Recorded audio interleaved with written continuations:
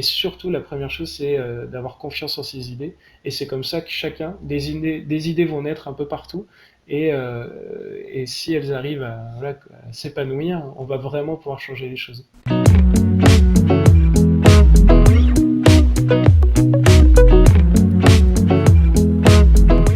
Je suis artiste, plasticien, c'est-à-dire que j'ai pas de médium particulier dans mon travail. En fait, j'ai plutôt des intuitions, des matières, des savoir-faire qui vont m'inspirer. Et pour moi, mon rôle d'artiste, c'est de prendre ces traditions, ces savoir-faire et ces matières et de les mettre en jeu à travers des projets artistiques par rapport aux questions contemporaines. Alors justement, on avait nous surtout entendu parler de toi via le projet Corail Artefact et notamment ce projet qui mêle dentelle et corail pour la protection du corail. Est-ce que tu peux nous parler voilà, de cette base de projet, du coup, ce premier, je pense, échelon qui t'a amené ensuite vers encore autre chose? Ouais.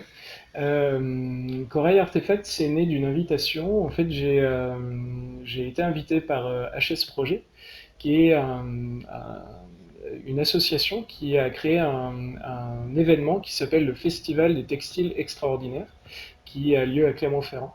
Et il m'invitait voilà, dans une carte blanche à faire une installation, une œuvre. J'ai essayé de trouver voilà, un savoir-faire, un métier ou une matière qui pouvait m'inspirer pour créer une nouvelle œuvre, et j'ai entendu parler de la Scope Fontanil. En fait, Fontanil, c'est une entreprise de dentelle depuis 150 ans. Et à la fermeture de l'usine, en fait, les employés voulaient tellement perpétrer leur savoir-faire qu'ils ont racheté l'usine et créé une Scope. Donc ça, pour moi, ça m'a intéressé à ces deux niveaux, c'est-à-dire savoir-faire traditionnel et nouveau modèle économique. Et donc je savais que j'avais envie de travailler avec cette matière et avec ces hommes et ces femmes qui avaient fait ce projet, donc je suis allé les rencontrer. Et la première chose qu'ils m'ont montré, en fait, c'est le point traditionnel de dentelle du Puy-en-Velay, qui s'appelle le point d'esprit.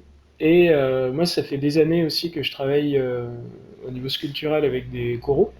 J'avais trouvé des coraux un jour à Emmaüs et j'étais fasciné au niveau artistique, au niveau sculptural par ces formes, et je l'ai continué avec différents matériaux comme s'ils étaient encore vivants. Et donc quand j'ai découvert ce point d'esprit, j'ai fait tout de suite le rapprochement, parce qu'en fait le point d'esprit ressemble, le dessin de cette dentelle ressemble énormément à un des coraux que j'utilisais pour mes sculptures. Et là je me suis dit, il n'y a pas de hasard. C'était assez fou parce que c'est vraiment le motif ressemble vraiment au dessin de ce corail. Et donc là, j'ai eu deux idées. La première, c'était de refaire un récif de corail, mais en dentelle. Donc on a créé des nouvelles dentelles et on a fait 1,5 km² de dentelle avec Fontanil. Ça a été tout un travail aussi parce que Fontanil, d'habitude, ils font des petites bandes en fait de dentelle. Et là, on a retravaillé les machines pour faire des laisses de 3,50 m de large. Donc voilà, c'était un travail vraiment, une alliance entre art et industrie. Et donc, moi, j'ai sculpté cette dentelle. En fait, l'idée, c'était de montrer aussi que, en fait, le corail, quand il meurt, il blanchit. On parle de blanchissement du corail. Et donc, voilà, de montrer un peu cet état du corail à travers une installation artistique. Et je me suis dit, mais est-ce qu'on ne pourrait pas aller plus loin encore? Parce que je savais que le corail, aujourd'hui, est en danger.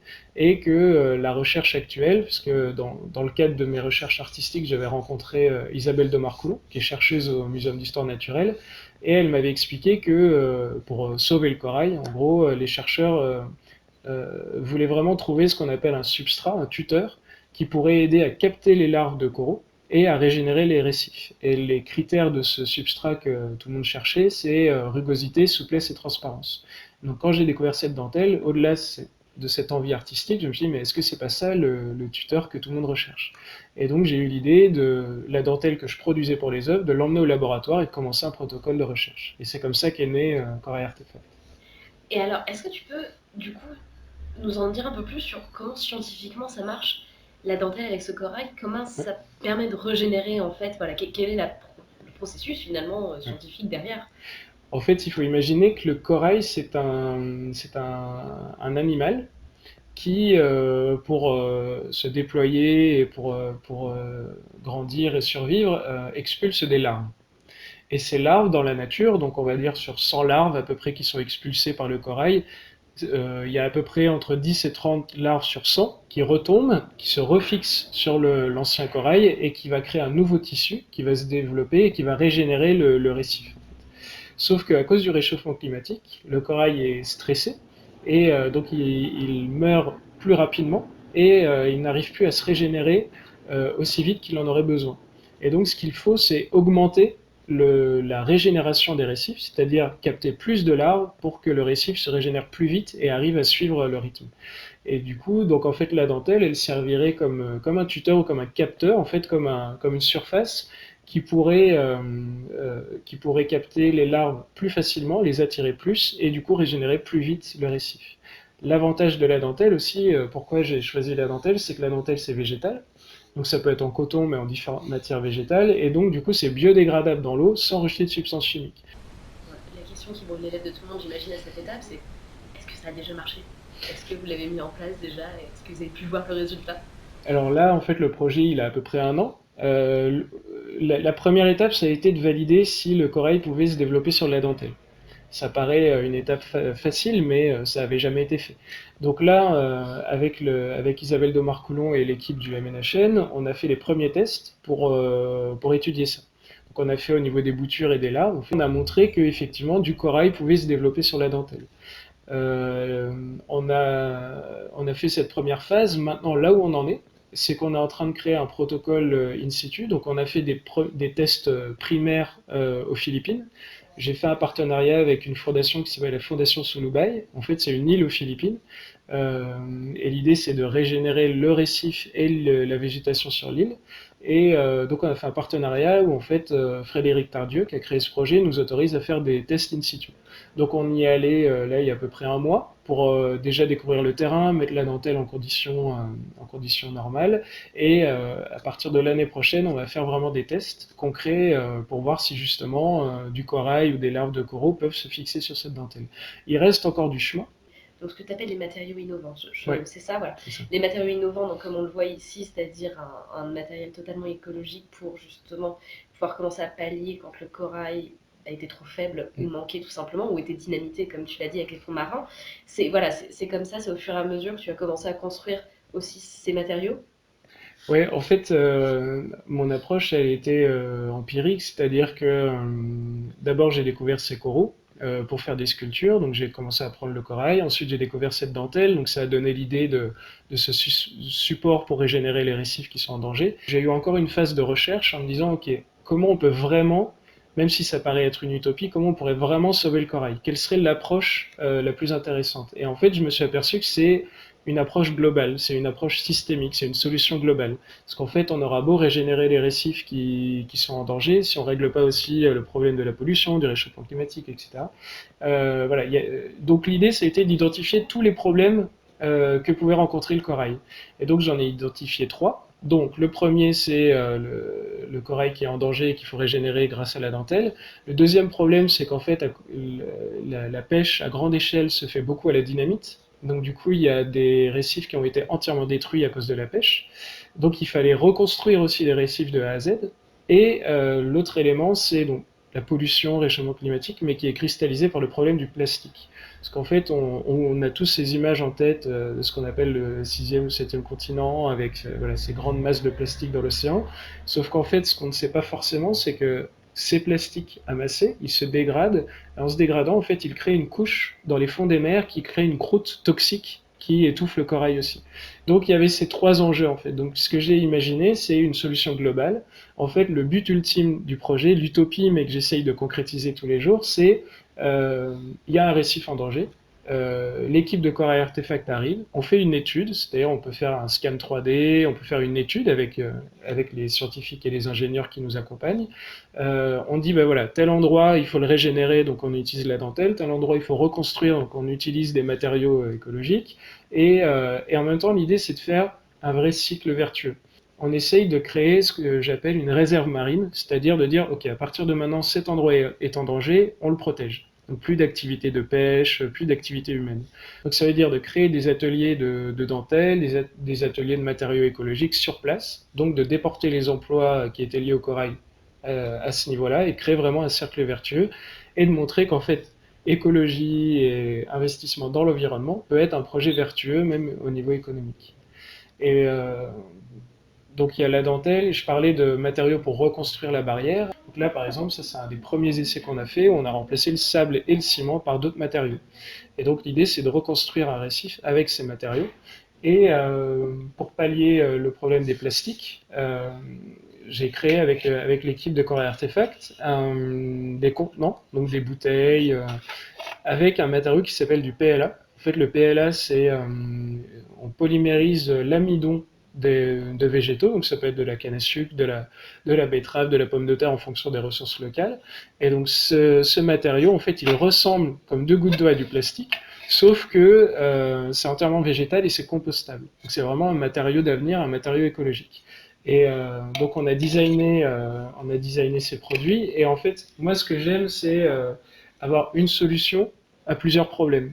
Donc là aussi, l'idée, c'était euh, remplacer le plastique et en même temps, comment sensibiliser les gens au corail. Quand on habite à Paris, par exemple, ça nous paraît loin. Alors, paradoxalement, la France est le deuxième pays au monde qui a le plus de corail. Et voilà, c'est dur de sentir le problème concrètement du corail. Donc là, l'idée, c'est même au niveau du design, d'avoir travaillé la texture avec un motif corail. Donc celui-ci, par exemple, c'est un corail qu'on appelle cerveau de Neptune. Et donc, en touchant l'objet, on ressent aussi l'effet du corail, voilà, le travail de la couleur. Donc voilà un peu les trois solutions qu'on essaie de développer. T'es artiste, comment tu penses que ça contribue à inventer demain finalement? C'est un peu ce que tu fais, comment tu penses que l'art et les artistes finalement peuvent contribuer à ça aussi? En fait, moi je trouve que c'est dans l'ADN de la création. C'est-à-dire que créer, c'est quoi? Alors, on met l'étiquette artiste, scientifique, chercheur, mais on cherche tous en fait. On part de matières qui existent et on essaie de les combiner pour créer quelque chose de nouveau. Donc pour moi, c'est dans l'ADN de la création de proposer des choses. Après, euh, moi, c'est vrai que depuis toujours, j'ai à cœur de relier les différents domaines. Moi, j'ai vraiment la perception que l'art, en tout cas ma définition personnelle de l'art, c'est le liant de tous les domaines de la société. C'est-à-dire que l'art, il est là pour relier la science, l'industrie, la société, l'éducation. Quand on pense à De Vinci, par exemple, à l'exposition De Vinci au Louvre, c'est bien la figure de l'artiste qui est dans la société, dans le monde, qui faisait des recherches médicales, qui inventait des machines, des instruments. Et je crois que personne n'a de doute sur le fait que De Vinci est un artiste. C'est l'emblème de l'art avec la Joconde, etc. Et tu penses que justement c'est aussi le bon moment pour relier l'art et l'écologie? Pour moi, c'est un projet de bon sens, en fait. C'est juste ça. L'écologie, pour moi, ça n'existe pas. C'est juste que comment baser une réflexion philosophique, un projet économique, n'importe quel projet sur des ressources qui ne sont pas, qui sont épuisables, qui ne sont pas renouvelables. Pour moi, c'est déjà un non-sens économique, philosophique, idéologique. Donc moi, je n'ai pas l'impression que l'écologie existe vraiment. C'est quelque chose qui est pour moi qui est évident. Et moi, c'est pour ça, je trouve objectivement la beauté de Corail Artefact, c'est d'avoir réuni des domaines qui, en fait, c'est moins par moins fait plus. En réunissant tous ces domaines, le message de la science peut passer de manière sensible par l'art. Montrer qu'un industriel s'engage dans un projet environnemental, ça montre aussi qu'ils ont envie d'être dans la société. Enfin voilà, c'est vraiment cette réunion-là pour moi. Et je pense qu'en fait, l'urgence qu'on est en train de vivre, elle pousse à créer ces connexions. Je pense que le temps est un luxe qu'on n'a plus. Et du coup, c'est pour ça que les choses changent un peu, à mon avis, aujourd'hui, lentement, mais sûrement. Avec tout ça, est-ce qu'il y a déjà un prochain projet en route pour Corail Artefact dont tu veux parler, dont tu peux parler, Ouais. surtout? En fait, Corail Artefact, c'est comme une boule de neige, quoi. C'est que ça ne fera que grandir. Là, les projets, ça va être surtout de valider scientifiquement toutes les pistes qu'on a lancées, de faire les tests concrets. Donc, moi, j'ai envie de dire que là, la seule chose qui nous manque, c'est des moyens, en fait. C'est juste ça. Donc, le projet il va grandir. Il y aura des beaux projets d'exposition aussi. Des belles visibilités là pour l'année prochaine. Donc voilà, le projet il suit son cours. Et moi, mon idée aussi, c'est qu'une fois que Corail Artefact et que l'équipe de Corail Artefact sera autonome, je dirais peut-être le plus gros projet d'avenir de Corail Artefact, ça va être de soutenir d'autres projets. Moi, mon ambition, c'est qu'il devienne un projet modèle et qu'il puisse soutenir d'autres artistes, d'autres scientifiques qui sont dans la même ADN du projet. On a parlé de beaucoup de choses, on dit un peu ça généralement en fin d'interview. Est-ce que toi, tu as un dernier message à faire passer? Moi, je dirais que le message principal de ce projet, c'est à la fois de montrer que les artistes sont des moteurs de changement de société. Je pense que ça, c'est vraiment le premier message qui me tenait à cœur. Et le deuxième message, c'est de montrer aussi que peu importe d'où vous venez, du milieu social, du milieu éducatif, peu importe d'où vous venez, vos idées peuvent être intéressantes. Et évidemment, c'est dur. C'est quand on n'a pas les moyens au départ, quand on n'a pas les fonds. Mais en tout cas, ce que j'aimerais, c'est peut-être si des gens ont des idées aussi pour changer le monde, pour faire bouger le monde, d'avoir confiance en eux. Et on trouve toujours. Moi, je viens pas du monde de l'art à la base et j'ai réussi à être artiste. Je suis pas scientifique et j'arrive à être entouré. Donc, je pense qu'on peut y arriver. Et surtout, la première chose, c'est d'avoir confiance en ses idées. Et c'est comme ça que chacun, des idées vont naître un peu partout. Et si elles arrivent voilà, à s'épanouir, on va vraiment pouvoir changer les choses. De ne pas être défaitiste surtout. Et je dirais aussi d'avoir l'espoir que les choses peuvent changer. Ça, je pense qu'on, voilà, de pas être dans un défaitisme. Et ça, c'est une leçon que j'ai eue vraiment sur le terrain, en allant dans les usines qui ferment, etc. J'ai vu une usine qui fermait, par exemple, un mois après, c'était la jungle amazonienne, quoi. C'est fou comme la nature peut reprendre très vite ses droits. Et malgré toutes les études scientifiques qu'on pourra faire, on ne sait pas comment la nature réagit. Et donc, moi, je pense qu'à partir du moment où l'humanité, entre guillemets, aura envoyé le message à la nature, ok, à partir de maintenant, on arrête de déconner, on vous respecte, on respecte la nature, je pense que la nature va reprendre ses droits très vite et qu'on peut inverser la balance, inverser la vapeur. Donc, c'est vraiment, il faut y croire et de toute façon, on n'a pas le choix. Si on se lève le matin, c'est parce qu'on y croit. Et voilà, c'est vraiment un peu ce message d'espoir que je voudrais un peu transmettre. pour faire bouger les lignes. C'est ça. Attends, j'ai pas encore fini. Je pense que j'ai la question la plus compliquée. Littéralement, la plus compliquée. Est-ce que tu peux résumer un peu tous tes projets en une phrase? L'ADN je dirais de mon travail, mais au-delà du fait que ce soit un travail, c'est l'ADN de ce qui me fait lever le matin, c'est de faire le lien entre le passé, le présent et l'avenir. C'est s'inspirer du passé pour observer les yeux ouverts le présent pour pouvoir créer les solutions de demain. Génial. On est sur de la sacrée punchline. Merci beaucoup en tout cas.